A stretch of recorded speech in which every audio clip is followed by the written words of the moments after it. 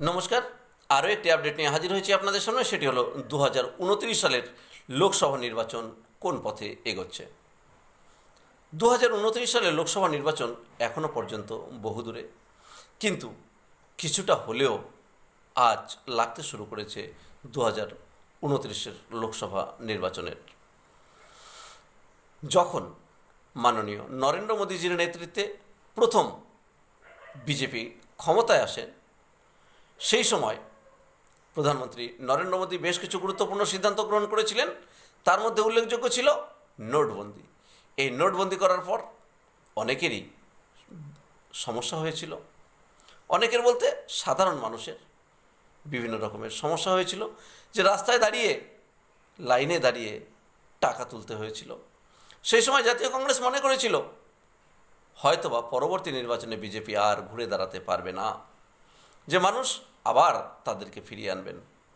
কিন্তু বাস্তবটা অন্যরকম হয়ে গেছে। সেই সময় অর্থাৎ পরবর্তী নির্বাচনে মানুষ আরও বেশি পরিমাণে ভোট দিয়ে বিজেপিকে দ্বিতীয়বারের জন্য ক্ষমতায় নিয়ে আসে। সেই সময় বিজেপি একক সংখ্যাগরিষ্ঠতা পেয়ে দ্বিতীয়বার প্রধানমন্ত্রী নরেন্দ্র মোদীর নেতৃত্বে ক্ষমতা দখল করে। তারপর আবার কিছুটা হলেও একটু সমস্যা এসেছে বিজেপির উপরে। সেটি হলো পরবর্তী নির্বাচনে বিজেপির আসন সংখ্যা বেশ কিছুটা কমে গেছে। আর সেই সময় থেকেই রাহুল গান্ধী এবং জাতীয় কংগ্রেস আবার স্বপ্ন দেখতে শুরু করেছে যে পরবর্তী নির্বাচনে হয়তো তাদের ঘর গোছানোর সময়। তবে এর মধ্যে বেশ কয়েকটি রাজ্যের বিধানসভা নির্বাচনও হয়ে গেছে। সেই বিধানসভা নির্বাচনে বিজেপি আবার ভালো ফল করেছে।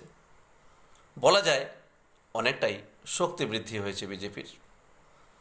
তাহলে ফলাফলটা কোন পথে যাচ্ছে সে কথা এখনই কিন্তু মানুষ অনুভব করতে পারছেন না।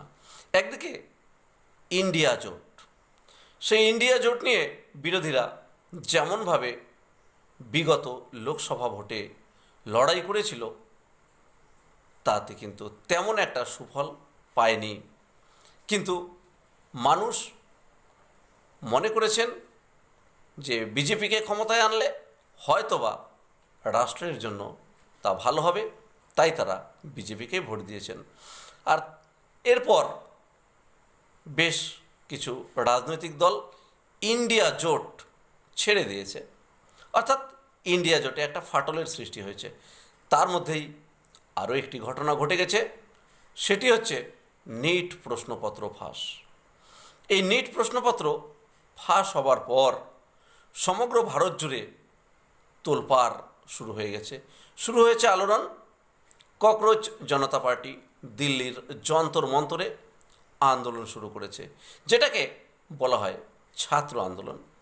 তবে এর মধ্যে সাধারণ মানুষও সামিল হয়েছে বিরোধীরা সামিল হয়ে সেই আন্দোলনকে একেবারে উত্তাল করে ফেলেছে।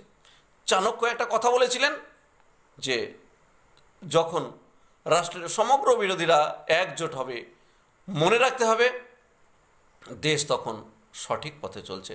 হয়তোবা তাই এক্ষেত্রেও তাই হতে পারে। মানুষ বিজেপির শাসনের সুফল কিন্তু অনুভব করতে পারছেন। যাই হোক, 26-এর নির্বাচনে পশ্চিমবঙ্গের তৃণমূল সরকারের পতন ঘটেছে। মানুষ মমতা বন্দ্যোপাধ্যায়ের উপরে আর আস্থা রাখতে পারেননি। তৃণমূলের আসন সংখ্যা কমে গিয়ে হয়েছে মাত্র 80। তারপর সে আসন আবার দ্বিধা বিভক্ত হয়ে গেছে, নতুন তৃণমূল ও পুরাতন তৃণমূল। তবে পুরনো তৃণমূলের সদস্য সংখ্যা একেবারেই নেহাত হাতে গোনা।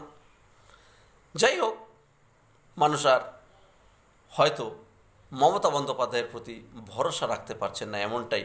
কিন্তু সেই মমতা বন্দ্যোপাধ্যায় দিল্লির যন্তর মন্তরের আন্দোলনকে সমর্থন করেছেন।